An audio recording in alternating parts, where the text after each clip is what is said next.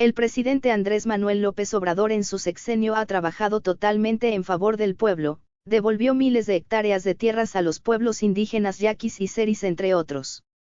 Generó mucha infraestructura como el Tren Maya, el Tren del Istmo, la refinería Dos Bocas, la reparación de las 6 refinerías existentes, la compra de la refinería de Air Park, plantas solares, coquizadoras, plantas de fertilizantes, hidroeléctricas.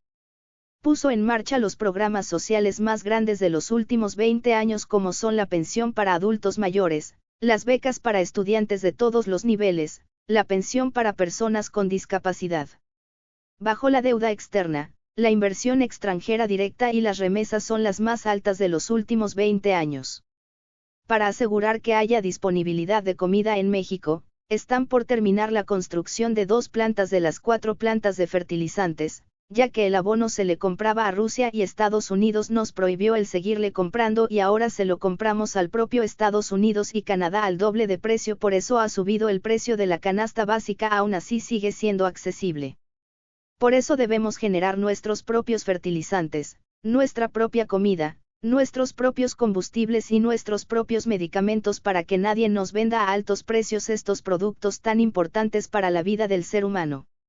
El presidente Obrador ha generado la mayoría de las obras de infraestructura para ser un país autosuficiente para que bajen los precios de los energéticos y también de los alimentos. Entonces se preguntarán por qué si se está logrando todo lo mencionado no han comenzado a bajar los precios de alimentos y energéticos así como de medicamentos. Bueno, la respuesta es muy sencilla: el Poder Judicial y los organismos autónomos ha invalidado todas las leyes que benefician al pueblo en favor de las empresas multinacionales extranjeras. Por ejemplo, en el caso de la electricidad, gasolina y diésel. La reforma eléctrica del presidente López Obrador cambiaba lo que dejó el gobierno anterior de Peña Nieto con su reforma energética, en la que la energía hidroeléctrica de las presas ya no se consideraba energía limpia, solo la solar y la eólica, además de que independientemente de esto las energías producidas por los extranjeros tenían prioridad para venderla a los mexicanos y si faltaba ya entraba la CFE. Pero el problema es que ellos venden la energía al doble o a veces incluso el triple de precio. Entonces la solución era subir el precio a los mexicanos de la electricidad, pero Obrador no quería que sucediera esto, por eso el gobierno tuvo que subsidiar un pago de 650,000 millones de pesos al año para pagarle a Iberdrola y otras empresas la luz costosa que producen, dejando sin trabajo a la CFE, más que para cuando fallara el viento y el sol generara la luz gratis para las empresas extranjeras sin cobrarles por el respaldo de sus servicios intermitentes. Este costo es el equivalente a un Tren Maya completo por año.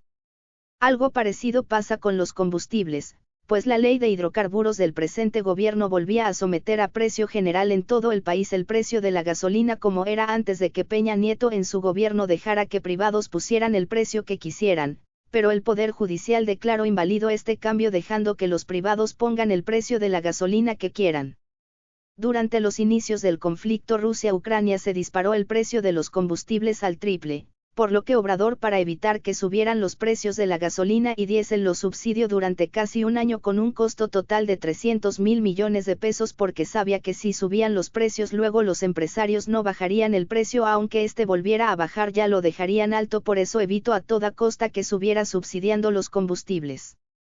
Y si le sumamos todas las deudas de los gobernadores anteriores del PRIAN, del FOBAPROA, deuda externa, etcétera, todo esto se paga en gran parte del ISR de los trabajadores, por eso es que el gobierno no ha bajado este impuesto tan pesado para los trabajadores. La buena noticia es que gracias a la votación masiva por la alianza Morena-PT Verde se logró el Plan C, que es la mayoría calificada, es decir, los 2/3 tanto en la Cámara de Diputados como la de Senadores, para poder reformar el Poder Judicial y los organismos autónomos, así como para cambiar las leyes necesarias para que ya no saquee el país ni España, ni Europa, ni Canadá, ni Estados Unidos por medio de sus corruptas empresas transnacionales y ya paguen todos sus impuestos, para que para el año 2028, gracias a las inversiones del nearshoring, se pueda por fin bajar los impuestos a las clases trabajadoras. Olvidé comentar que durante la pandemia y el inicio del conflicto Rusia-Ucrania los empresarios fueron a pedirle a Obrador un FOBAPROA por cada siniestro, es decir, en total 2 FOBAPROA, pero el presidente se los negó y mejor ayudó al pueblo. Si estos Fobaproa se hubieran autorizado ahora los impuestos de los trabajadores de sus sueldos se les quitaría la mitad. Afortunadamente el gobierno no cedió a los chantajes de los empresarios oligarcas. Hay varios casos más de corrupción y saque por parte de los oligarcas tanto nacionales como extranjeros, como la venta a sobreprecio de los medicamentos, y si no accediera el gobierno a todos estos robos, pues como son los oligarcas los dueños de comunicación nacionales e internacionales, amenazaban al gobierno y de hecho lo hicieron con un mega ataque mediático contra el actual gobierno por radio, prensa, televisión, etc., tanto nacional como internacional. Afortunadamente la mayoría de los mexicanos no se dejaron engañar y estas pasadas elecciones votaron casi 36 millones de mexicanos patriotas por la coalición Morena PT Verde para lograr el Plan C y así poder reformar el Poder Judicial y los organismos autónomos que están llenos de puros políticos corruptos del PRIAN que por no alcanzar un puesto público ahí los metían a trabajar como premio de consolación.